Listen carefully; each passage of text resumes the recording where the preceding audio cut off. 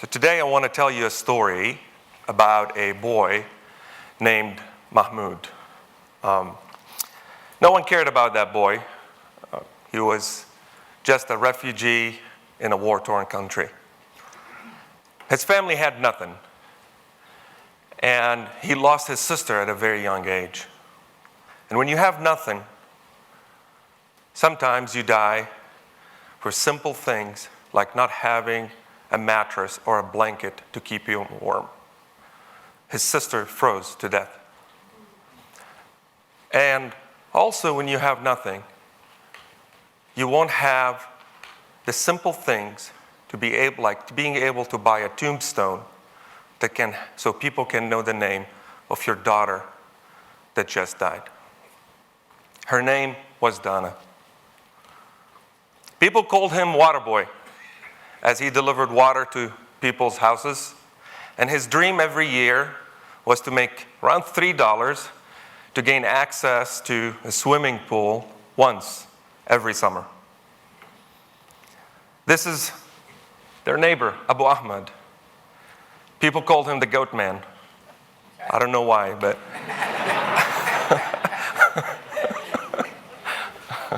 And in case you're wondering, yes, the goat is watching the news. This is his school. And he can still remember when the United Nations donated 2 computers to his school. You see, he got addicted to these computers because outside the class, or outside, he could not control anything. But behind that computer, he was in charge. He can tell that computer what to do, and it'll do it for him. And when he was 17, he got accepted to the engineering school, and he didn't have money to pay for his tuition. So he did the most logical thing and started his first company. And the mission of that company was to make $4,000 a year to pay for his tuition. And with so many people around not having limbs, there was a need for a wheelchair. So he invented a wheelchair that can help people without limbs to get around. He built it in front of a grocery store next to their house, and his team were the little kids in the neighborhood who had so much joy helping him around.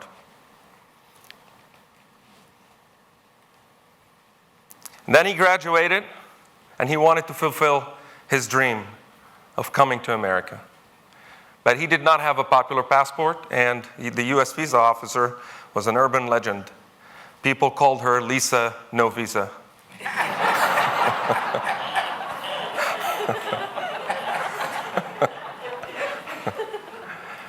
So with a lot of persuasion and a lot of luck, he got his visa. And 3 days later, this happened. You can still remember the F-16s bombing their neighborhood, destroying everything around. And him and his family thought they're all going to die. And he can still remember his uncle hugging his 5-year-old cousin who just peed in his pants. And he still remember that look in his eyes, that looks of helplessness, where there's nothing he can do to help his son other than giving him a hug, because at any given moment, a missile could come in and kills everyone inside. And in the middle of all of this, his dad came to him, and he told him, son, here's $2,000. This was his entire life savings. He told him, you're the only one who has an opportunity to leave, to flee the war, and you're the only one here who have a shot to stay alive.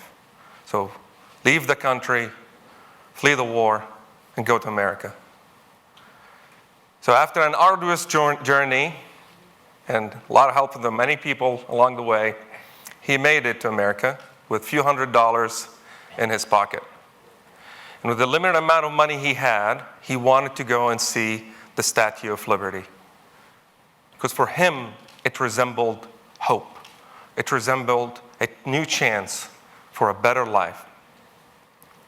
But quickly he realized that some people viewed him as a terrorist because of his name, so he changed his name to Mark. And with a lot of help from a lot of people, he started his first company. Then he started a few other companies after that. And then he was able to enjoy the simple joys of life, like watching a game. And this time, when he saw an F-16, he did not run. It was actually for fun. And then he joined the Presidential Leadership Scholars Program, and it inspired him to do more and to be more. And today, he stands in front of you with his portrait painted by President Bush, humbled by it, but also thankful that President Bush painted him before he gained all his pandemic weight.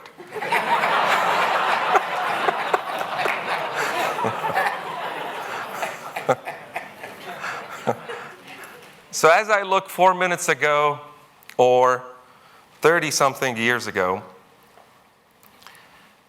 I realized how fortunate that water boy who dreamed of coming to America. The American dream is not about having a house or a car or a job. You can have that in so many other places in the world. The American dream is to live up to what truly means to be an American. It means to be crazy enough to believe that you can achieve the impossible, but reasonable enough to work really hard for it. Immigrants understand that. That's why they work really hard.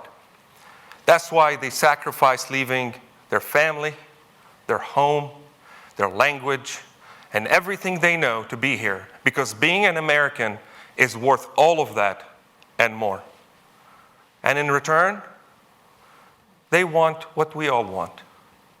They want to have a better life and build a better future for the generations to come. I lost my sister Donna to poverty, but opportunity gave me my daughter Miriam and my son Cedar. Both will be raised to be proud Americans living the American dream. So now I want you all to, if you're not an immigrant, to close your eyes. Please close your eyes for me. And I want you to think of the journey that your family or your ancestor took not so long ago to be here. I want you to think of all the sacrifices they made for them to be Americans and for you to have the opportunity you have today. And now I want you to ask yourself, what does it mean to be an American? And have you lived up to it? Thank you. Thank you very much.